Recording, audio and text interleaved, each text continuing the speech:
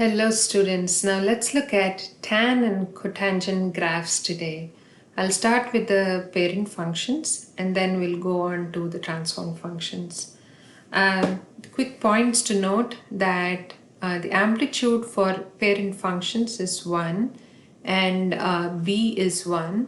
But the period of a tan or cotangent is not 2 pi anymore or 360 degrees, it's going to be 180. We'll just quickly look at, we'll just draw a table and see how tan function behaves quickly with the angles.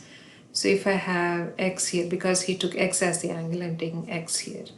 Tan x, so 0, 90, 180, 270 and 360. Okay, so remember tan is sine over cosine, right?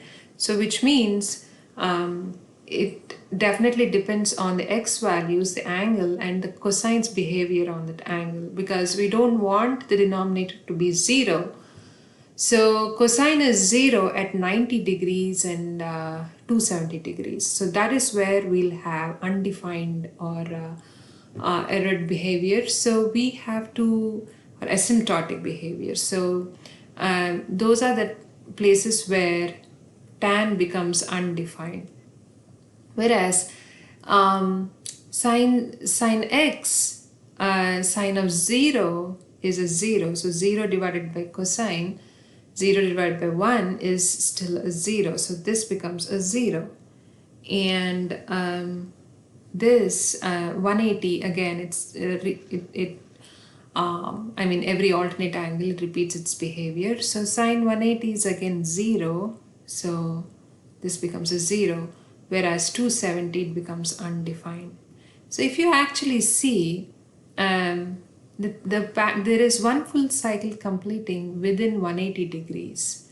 So the period of a tan and cotangent, for that matter, it's the same with cotangent, except for that this time you have to look at cos over sine. So which means the denominator is sine this time, so the behavior changes now. So 0, 90, 180, if you see these three, just these three, sine 0 is 0, so it cannot happen here. So the asymptotic behavior is at 0s and 180s, okay? And this is again a 0.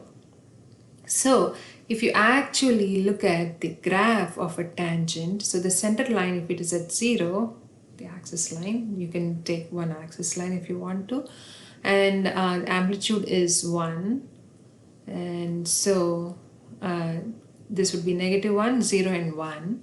But if you really want to do the axes, that's fine too. This will be the middle line, which is also the axis line. So at regular intervals, so this is at 0, next would be 90 and 180. This is one full cycle actually. We can go on. It should have been here somewhere, so 360. So for the tan, 90 becomes the asymptote. So here you have to draw a dashed line to say that there is an asymptote here, and the alternate lines at 270. So you can even like go backward, which is one beyond the cycle from the negative direction. So tan actually behaves this way. So if you see the graph, 0, it is a 0, so it never touches. Actually, I should have used a different color. So okay, so this is how a tan graph goes. Okay, this is how it goes. So the range is always from -infinity to infinity. Okay, sorry, yeah, which is all real numbers. So range is all real numbers, or in interval notation it would be -infinity to infinity, open intervals.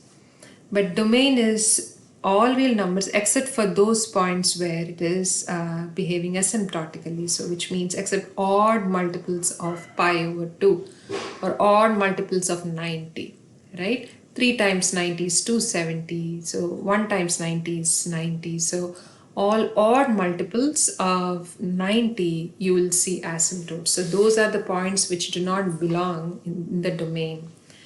So likewise, if you have to draw the cotangent graph, a similar thing will happen. So this is at 0. 0, 90, 180, 270, 360, right? And also I forgot to mention, the cycle is complete by 180. So from here to here, one full cycle. So 0, not 0, 90, 180, 270, 360, right? So you might want to write in radians. That's fine, right? You should be well versed with both radians and degrees. So here the asymptote is at even multiples of pi, right? So now if you need to draw the graph, it will go this way. It will go this way. Okay, like that. Again, the range is all real numbers here also, but domain is all real numbers except for even multiples of pi or 180. So again, the period is pi or 180 degrees for both of them, or 180 degrees. So once we keep that in mind, okay, and actually one more thing, you have to have just 2 increments, that's enough. So because it's just one full cycle is at pi, you're just breaking it into 2 increments, that's enough. So that's it. So let's draw some transformed graphs too, which we have time for. So we'll go ahead and do that. All that you need in the information is in here. This table is really important for you to give you the information about different things or aspects of a tan and cotangent graph. So as I always mention, this is the transform function, right? This is a transformation function. And A being the amplitude, B is the period constant, H is the phase shift, and K is the vertical shift. We talked about this a lot before. And this time, the period is always 180 over B, but this time the increments is just divided by 2, not 4 as we did for the other trig functions. So let's look at this example and break it down, and it will be easier to understand. So here we have A, the amplitude to be 3. There is no phase shift here, so H is 0, and also B is 1, right? But K is -2, which means it is coming down 2 units. So when you draw the center line, let's draw center line, solid line, and top line and bottom line dashed. So the K is starting at -2, and how much should you add to get to the up line? It is 3. You should add 3. So 3 and -2 makes it 1. And here again you're subtracting 3 from -2, so you're at -5. So it's not starting at 0. So from here, what increments should you draw? So the period here is 180 divided by B, but B is 1. Okay, so the period is 180. And so the increments would be 180 divided by just 2, which is 90. So there is no phase shift. So we are starting at 0 and you're adding a 90 and another 180. You might want to draw a few more. That's fine. But our period 1 cycle ends here at 0 through 180. Okay. So it's just to have more, so you can actually draw nice curves here. Okay, so the tan graph usually starts at the bottom, but at the same time you have to find the asymptotes, where the asymptotes are. As I told you, tan is sine over cosine. So cosine is 0 at what angles? It's 0 at 90 and 270. So we are still hanging on to 90 being place for asymptote. So we'll draw the dashed lines, and every alternate line is an asymptote too. Okay, so that's the deal, and let me use a different color. So here we are.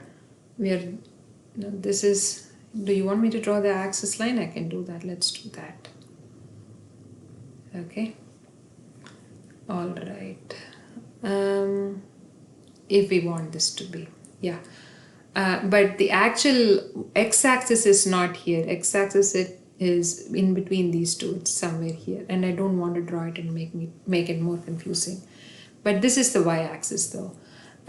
So here tan 0 is 0, so it is going to be here. It's a valid real number.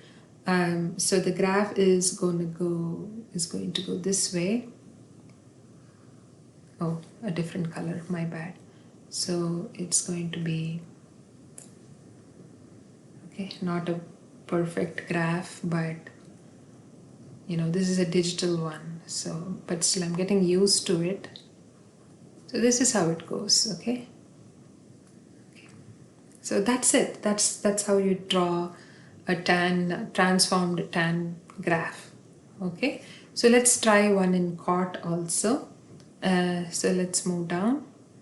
Let's go ahead and do one. This has a phase shift.